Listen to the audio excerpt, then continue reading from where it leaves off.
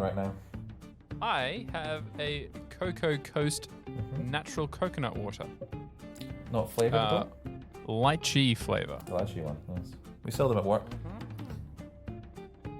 They're very nice. They've recently been stocked at my local Woolies. So I've done that. And it's really nice. There's nothing like a taste of the coast with Cocoa Coast. Coco Chanel? Coco This Coast? podcast is not brought to you by Cocoa Coast. This is just me enjoying this drink. You enjoy it. I'm glad that you're enjoying it. I have sugar-free vanilla Coke. I've already had a coffee today, so. So have I. With my new DeLonghi espresso grinder. The only way to enjoy your coffee grinds. I have not received any money from them either. So You've not received any money from DeLonghi coffee grinders. Definitely not received any money from DeLonghi coffee grinders. This is not a paid spot, radio spot for DeLonghi coffee grinders, even though they are one of the best coffee grinders in the business. Okie dokie. Well, grinding coffee. This is the Film Roast podcast, not brought to you by DeLonghi coffee grinders. I am Scotty, and who are you, sir? I am. I'm Jordan. Hello, Jordan. Hello. You are Jordan today. I am Jordan today. I will probably be me tomorrow. But never say never. We'll see. Does this sound different to you? Because I'm speaking through the can. Yeah, the coconut water does sound good. Oh, you know what sounds really good is when you've got a half full can of Sprite and you start flicking at the bottom, it makes this all whoa, whoa, whoa. That's like what I thought you were gonna say. Sounds. I thought you were gonna. What do you mean, like? No. You flick it at the bottom of the can. You got it. No, not underneath. So yeah, like that. Raspy. It doesn't sound. Normally. Yeah. Well, whatever. So what are we doing this week, Jordan? Apart from I watched two films on Netflix that are on Netflix. One called The Willoughbys. The Willoughbys, which is an animated family comedy with a lot of big names in it, and the other one was Eternal Sunshine of the Spotless Mind, which also has a lot of big names in it. Yeah, starring Jim Carrey and Kate Winslet, and also Mark Ruffalo and Kirsten Dunst, and what's his name from Batman Begins, who plays the criminal overlord person in Gotham City. And who else? Falcone. That's the character. Oh yeah, Elijah Wood is in it too. Elijah Wood, yeah. So many people. Stacked cast. Great cast. Great film. It is a really great enjoyed film. it. So that's what I did. What did you do? What did you get up to this week? Well, I bought myself a new laptop. That's what I did today. You rich motherfucker. Not anymore. How much did so what are you gonna do on it now that you've got it? Okay, well, I have a friend who might need some help doing some editing, so I might do that. Really? Yeah. What? No way. I coincidentally need help editing my podcasts so I can free up more time to do the stuff that I want to do. Oh, okay. So this is all about you, Jordan. Is that what you're saying? No, I never said that. I didn't say that you had to do it. I'm just saying that I am someone who is in need of somebody with their own computer. and it's kismet, Scotty. It's kismet. Yes.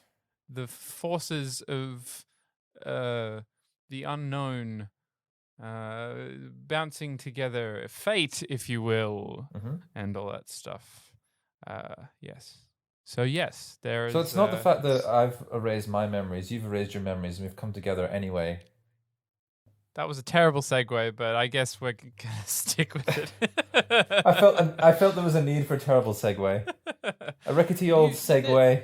You always do this. You are like a magnet. No, you're a truffle pig sniffing out the truffle that is a bad segue. And I somehow managed to find a chocolate truffle instead of a mushroom truffle. And you always do. You always find it, and it's not always delicious. And and it's not always the best one, but it's there, and we can safely say that you are successful at being a Truffle hunter. Segway pig. Mm. Oh.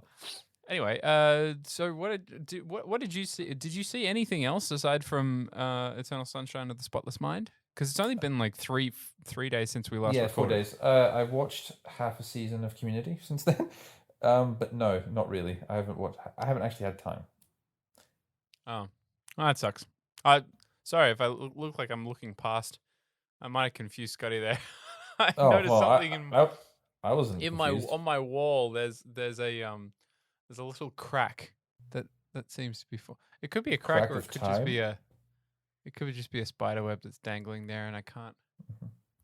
It doesn't matter. For those of you who aren't aware, we are in Australia, and any spiderweb could easily mean that Jordan's life is going to come to an abrupt end in this podcast. Yup. Spiders be nasty, people. Mm-hmm. Spiders are. Yes. I mean, no. What? There was an episode of Peppa Pig, the kids' television show, that was not allowed to be aired in Australia because in the episode, Peppa Pig made friends with a spider. Oh, okay. I was a little worried what you were going to say. Nothing. Peppa Pig made sensuous love to a spider. Children, don't do this at home. That's not safe. Peppa Pig was chopped up and delivered as tasty bacon to the children. You don't want to receive angry emails. Angry oral sex from an Australian spider. I That's don't think dangerous. Anyone wants to receive anything like that. That's how people die. That's what it is. It's just spiders mistakenly thinking that they're kissing someone, and in reality, they're actually killing somebody. It's an epidemic here in Australia. It's dangerous. Yes, I don't. We recently cleaned the house and went around the house and found hundreds of redbacks underneath the wooden chair in the backyard, underneath the fire pit that we've got out there, and near our dog's kennel. And so going around there with all the spray and just stomping on them and stuff. Yeah, get rid of them all. Do what must be done. They're not fun. But obviously they're part of an ecosystem. I just wish they weren't part of my ecosystem. Get out of my ecosystem. I don't have a segue for that. But did you want to talk about Eternal Sunshine of the Spotless Mind first? Well, it's kind of hard to with Eternal's. Good job. Words hard. Yes. But for the whole movie, Difficult. mouth word hard, because this movie is it's a masterpiece, but at the same time, it's like the movie's all over the place, and it still has somehow got a consecutive plot. Yeah. Because it's trippy when I it's trippy. I only finished it like maybe half an hour ago ish. Oh, okay. And it's a different film, but it was doing something back then that some other films have been trying to do recently. Some of them succeeding, and but a lot of them not so much. Jim Carrey's career, is that what you're talking about? No. I mean, like the whole idea of memories, subconscious, and memories, yes, and using it as a way to tell a story. I think more recently we've seen it being used in Christopher Nolan's Inception. There are a lot of similarities. Yes, but Nolan has done this for years because Memento is also the same sort of thing where it's yeah. But there's a lot of spectacular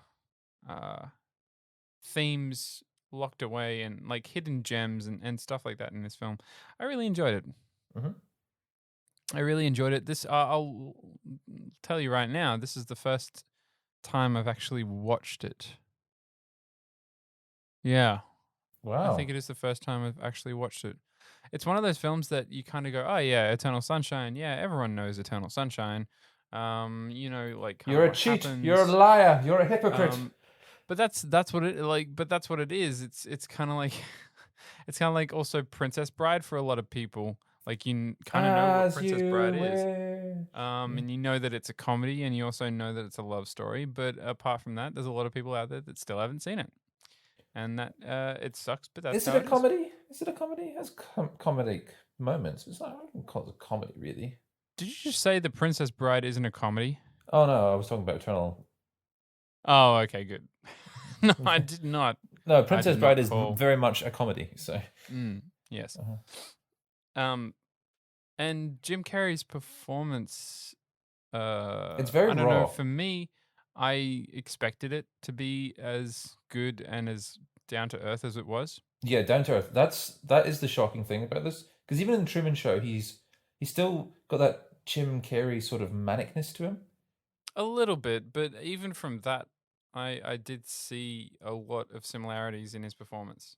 You know, Yeah, but I feel like this movie, which I will wrap my tongue around eventually, Eternal Sunshine of the Spotless Mind. It's just all of the S's. the Spotless Mind. I keep going to go Eternal Spotless of the Sunshine Mind. That's what my anyway. How? What? It must be Where this did you go dyslexia. to? Where I did you caught go to dyslexia off school? you. Okay. That's terrible. I don't have dyslexia. Do I? No. I have to talk Call to the my mother doctor. about that one. Okay. Well, in the movie, I feel like Jim Carrey's, as opposed to manic, he's got more of the edgy undertones to him, where Mm. he's morose, somber. As you said, He's down just to earth. real. Yeah, Yeah, it's yeah. very real. And Jim Carrey recently has been through a lot. I think he's been dragged through the public eye a bit with his Mm-hmm. ex-girlfriend committing suicide, I believe. Mm-hmm. And yeah, he's gone through a lot recently that has a lot to do with the themes of this film, Eternal Sunshine of the Spotless Mind, even though the film happened well and truly before any of this. Yeah. And it's only been in the last maybe 8 to 10 months that he's come back to some form in his career. He took quite a long bit of time off there to just do art and paint and I guess find himself. Well, when you're in these situations, you need to find ways to express yourself, and I think Jim Carrey's he's naturally Yes. expressive, which means when he needs to be expressive, he has to be extra expressive in his own way, in his own mind, in his own way. Same way. What do you do to express yourself? Like, is there a hobby that you enjoy that doesn't involve buying cards or miniatures? I'm more interested. It's easy to spend money or eat food. Yes. I mean, cooking is always a good one, actually, because it does involve a lot of things. But Yeah. for me, Cooking's nice. I tend to express myself through osmosis. But you mean I don't. I find a song, usually on Spotify, that connects with whatever I'm feeling, and I play it like 100 times. And I usually go for a walk and exercise, and that's how I express myself outside of being creative. So I I write down creative ideas during these times, but I don't actually usually work on them. I like to be in a zone of sorts when I'm being extra creative. So it's not about. I feel like when I want to express myself, I have to do it in a story format. But I don't want the story format to be ruined by the emotional experience, if that makes sense. So often I have ideas during when I'm expressing myself, and then when I'm clear-headed, I will arrange the madness. I'll organize the madness. Nice. That's good. my creative philosophy. I think everyone needs a creative outlet to some degree. I feel like, but at the same time, I feel like there's a lot of people out there who ignore the creative outlet to their detriment. I think in the end, obviously you need balance. You can't just be doing your passion 24/7 because Like Well, you I've would be tried to sleeping.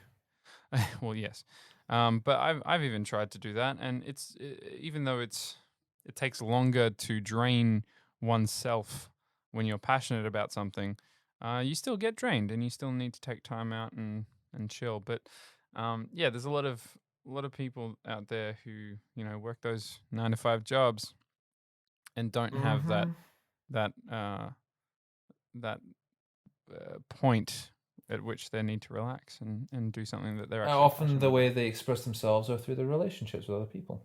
Yeah, yeah. That's my donkey's ass attempt at a segue Another again. one, and we're back into the movie. Yeah.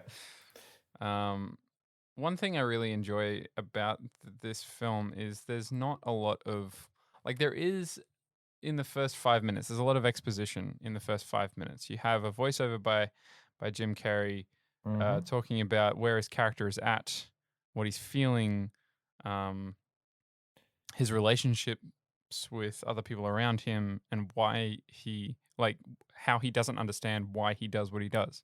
Yeah, and how Um, also he feels that there's a hole in his life. yeah, and it's interesting because this is the only time we get exposition in the Yeah. whole film. This is the only time we get voiceover in the whole film.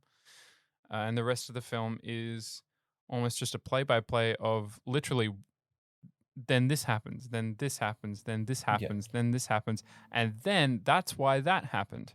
And it's very minimalist in terms of the screenplay, in terms of the script writing, and the performances as well to a certain degree. It's very Although minimalist. the performers have clearly got some license to Yes. enjoy the characters they're portraying. So Yes. And one of the cool things that I really enjoyed about it was even in the B plot, and B plot makes itself fairly obvious near the end of the film.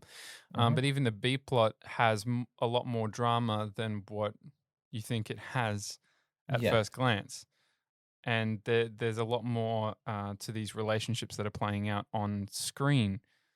And there's even commonalities between all of these different stories and how they interact and dissect and intersect with each other.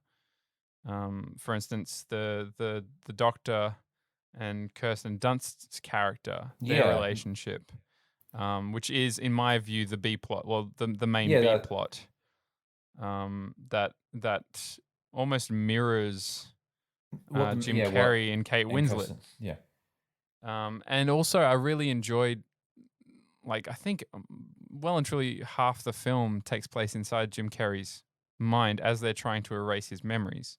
Yeah. So, spoiler alert. I mean, you get to hear this early on, but Yeah. there is a company that specializes in finding memories of certain people in your head and erasing them so you can forget about certain people. So, if you had a divorce and it was ugly, you can go through and completely forget you even met that person. It's a bit Philip K. Um, Dick. yes, yeah, it is a little bit Philip K. Dick. It's very fantastical, but it's set in a real world.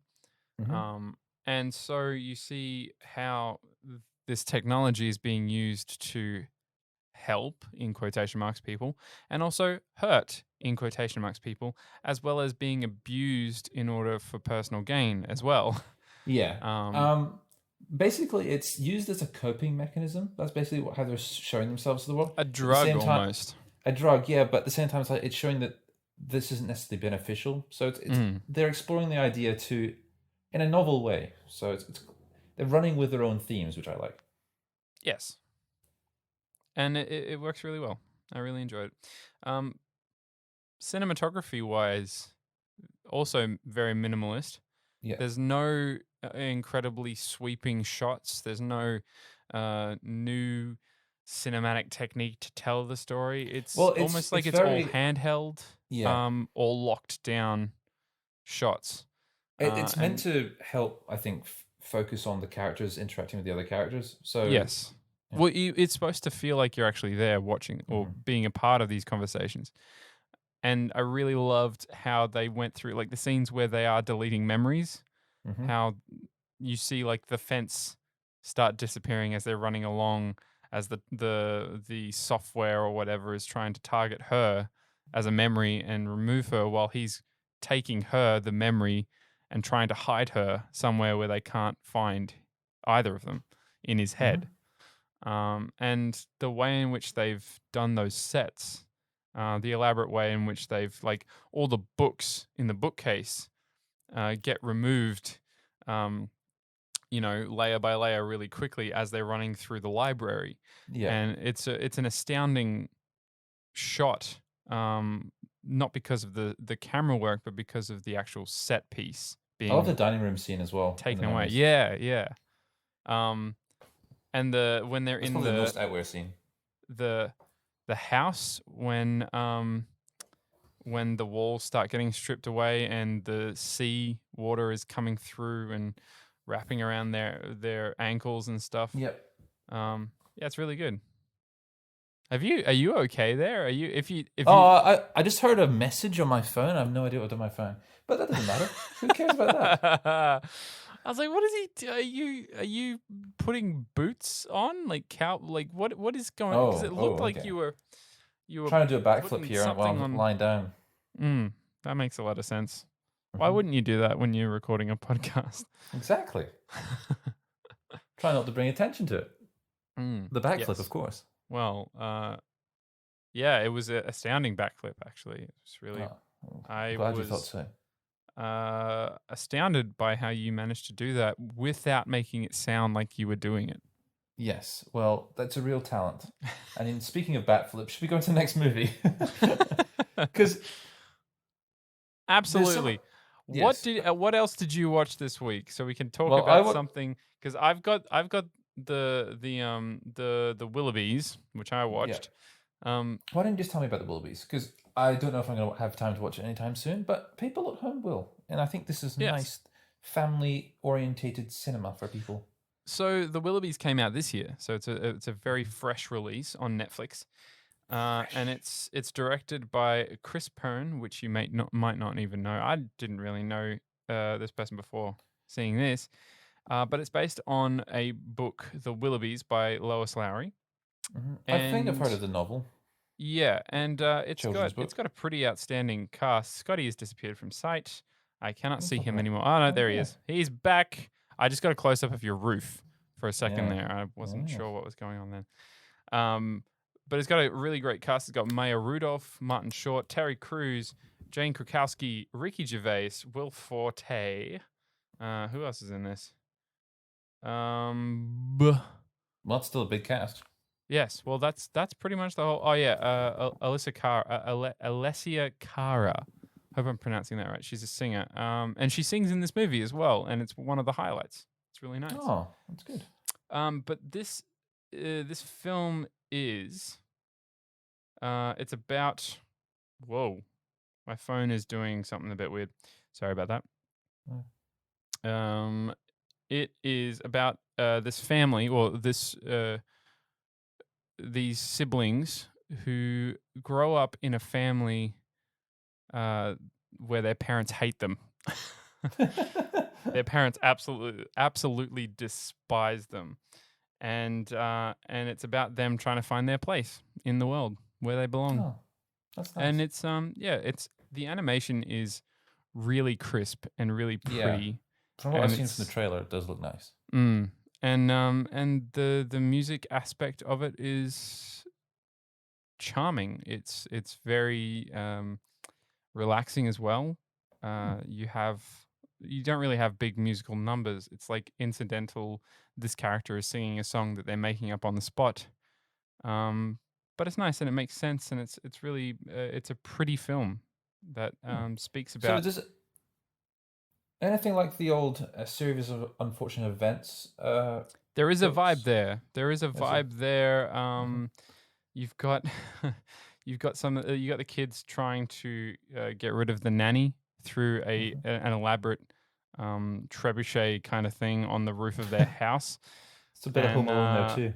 Yeah. And it's really well written, and it's quite funny as well. So there's lots of comedic aspects, and it's dark. Okay, for reference, the kids, in order to get rid of their parents and become orphans, because that's their goal. Their goal is to become orphans. Wow. And so to do this, they send their parents on a holiday to the most dangerous places in the world.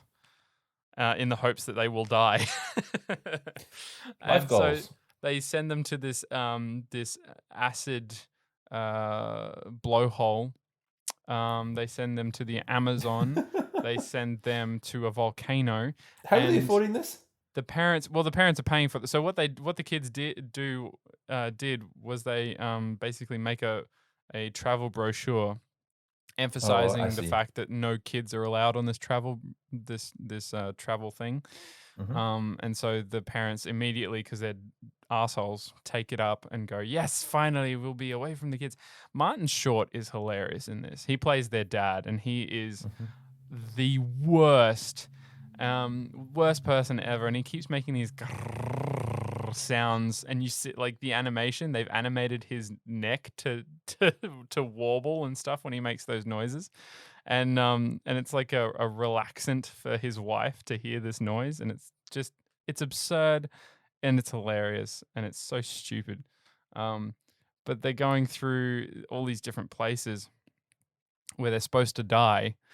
And the only person to die is the tour guides that are touring them around each individual place. So it obviously doesn't work. And this film's ending, like the crescendo, is also a bit of a surprise because they go in a conventional direction, but then they do a backflip on that at the very end, and but it's a good way of doing it without spoiling it, of course. And it's So it sounds like it's more macabre dark than Coraline dark. yes, yeah, no, it's definitely macabre dark. It's not a horror or anything like that.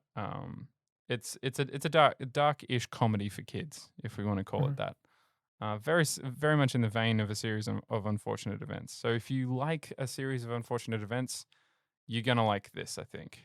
Okay, cool. Yeah, but it's We nice. had a useful comment. A useful comment in one of our podcasts. What is this? Yeah, I mean that's never happened before, ever. No. It's very We've struck sad, gold. actually. We've struck gold, everybody. Don't expect it anymore. That was it. You only get one. Okay, well, can we retire now? I don't know. Well, I'm not gonna retire. I still got Yeet and Sweg and movie to make and TV show to produce and all that stuff. So I got plenty to keep me occupied. You can retire though if you want. No, I'm going to keep going too.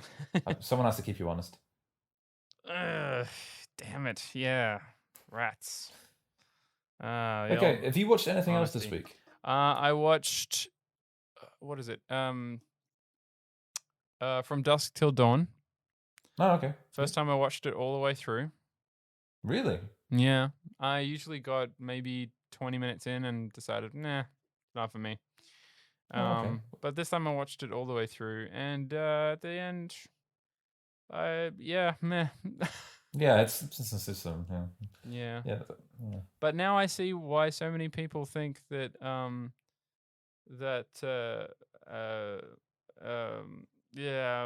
what's his face? Quentin Tarantino has a foot fetish. I can see it. Well, it is actually in all his movies, but yes. Yeah, not bolt. Yeah, this yes, is yeah. It's it's something else. Planet Terror has a bit of that too. There's a lot of feet. There's a lot of feet in this movie. Yeah. Yeah. My wife wouldn't be able to cope. She hates feet, which is understandable. Does she hate the scene in Kill Bill Volume 1 when she's just staring at her foot? She actually hasn't seen it. She actually has not seen it. Oh no. Yeah. That's a surprise. Which is fair. I don't think it's a film series that she would enjoy. Enjoy is the right word. She would appreciate the artistry behind it, but I don't think she would enjoy it. Okay. But I mean, along the lines of feet, if you're gonna be converted to a foot man, then Salma Hayek's feet are the ones to do it. That's true. This was like it wasn't her first big film, but it was one of the ones that kind of cemented her a little bit in Hollywood. This and the one with by the same director. Rodriguez. The one with Banderas, where he's a assassin. And Johnny Depp's in that movie as well. Mhm. Holy shit. That's a good Yeah. movie. Once Upon a Time in Mexico? Yes, that's it. Yeah. I actually really enjoy that movie. It is good. It's a good film. I haven't seen it in a while. It was Yeah. one of the films that I remember we borrowed from Blockbuster when I was like 14, 15, something like that. Wow. One of Robert Rodriguez's really good, solid films. And I can't say that about many of them. But Yeah. there you go. Sin City #1 and Once Upon a Time in Mexico, and that might be it. I mean, let's be honest. From Dusk Till Dawn has its moments. I feel Yeah. like there are some moments in it that are quite good. But then there are also a lot more moments that are just Straight off Spy Kids. What? Why would you do that? Like, that makes no... Like, it's not that it doesn't make sense. It's just that it was a weak choice to make for a director doing anything, really. Yeah. But yeah. Yeah, all in all, decent waste of time. Yeah. Is there anything else you want to talk about? Not really. Well, it's been 3 days since our last podcast. Spoilers for those in the real world. Well, recording wise, we haven't. I mean, Yeah. It's probably going to be a couple more days between release. But yeah,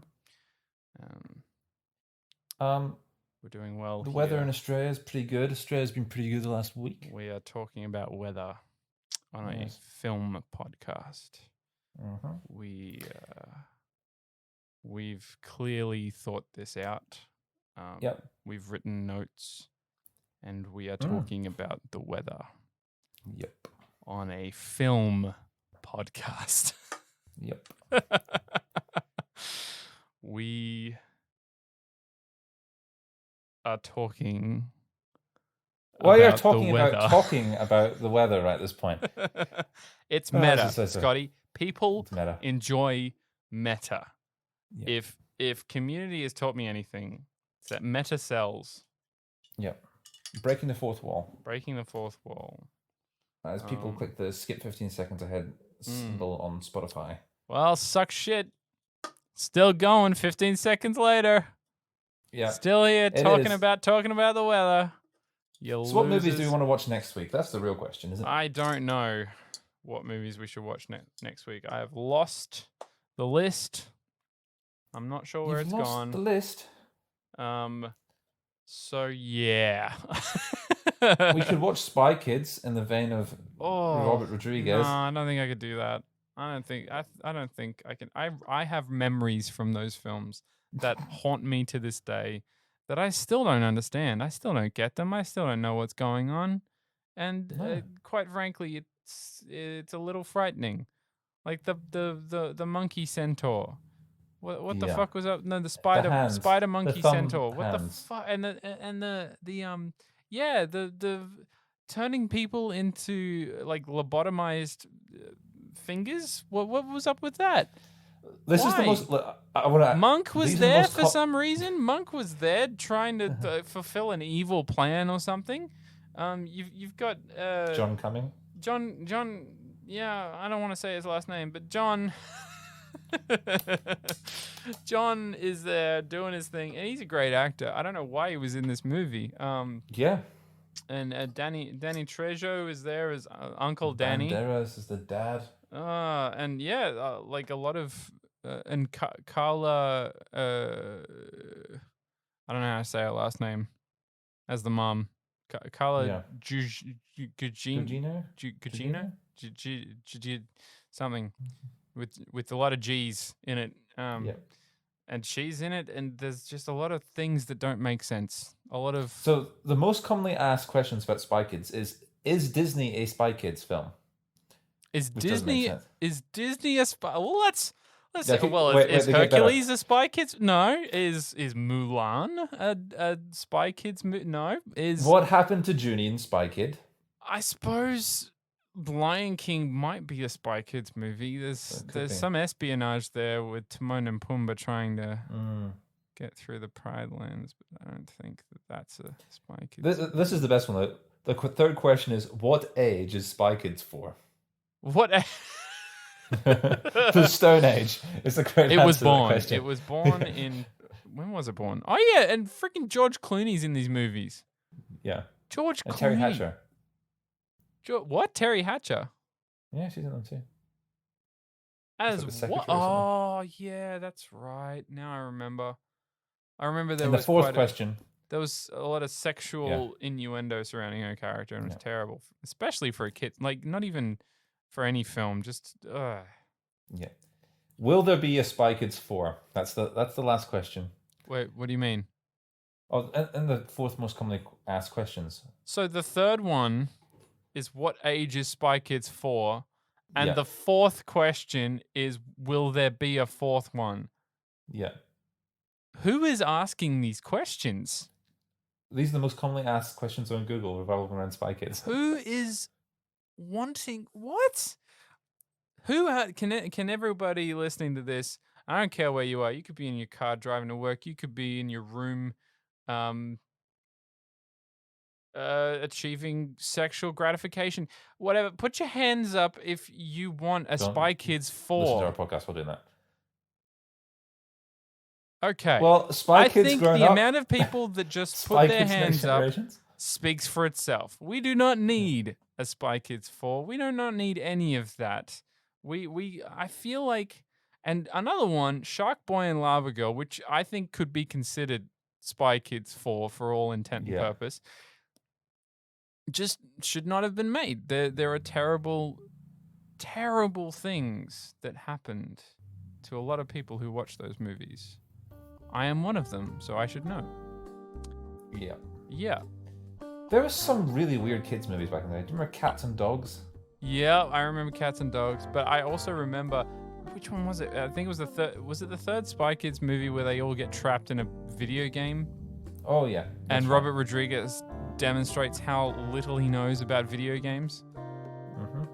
I remember having a crush on the chick that Junie has a crush on, and she has like pink hair. Is it pink hair? Oh yeah. Or it's Yeah, just that sounds constantly right. changing hair colors or something. I can't even remember what she looks like. I just remember having a crush on her. And that was it. Well, that's fair. And also a weird moment where Sylvester Stallone turned into George Clooney. Yeah. Like what? What? Why? It's the president. What? Yes. Okay. Great. And the president is now. Is he a bad guy? No, but he was before. But now he's not. You What? actually remember way more about these movies than I do. I have been scarred by these films, Scotty. There are. Yeah. I don't. I'm glad I brought them up. Just awful.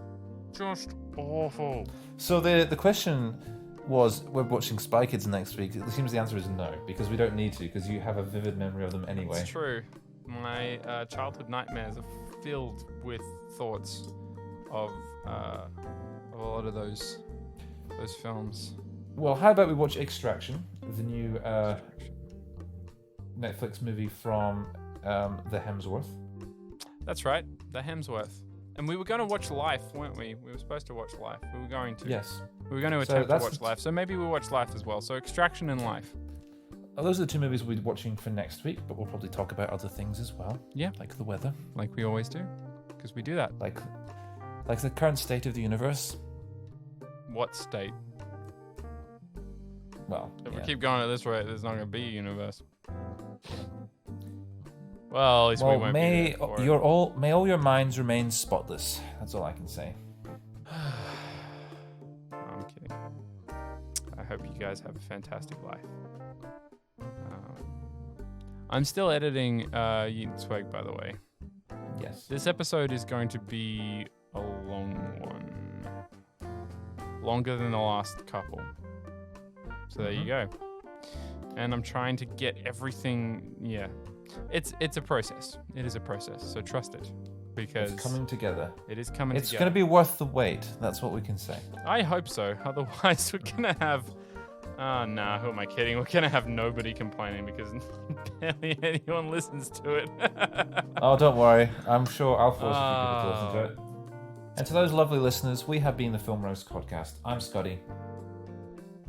Oh, yes. Well, I don't think I need to say my name because you all know who I am. He's Jordan. I am amazing.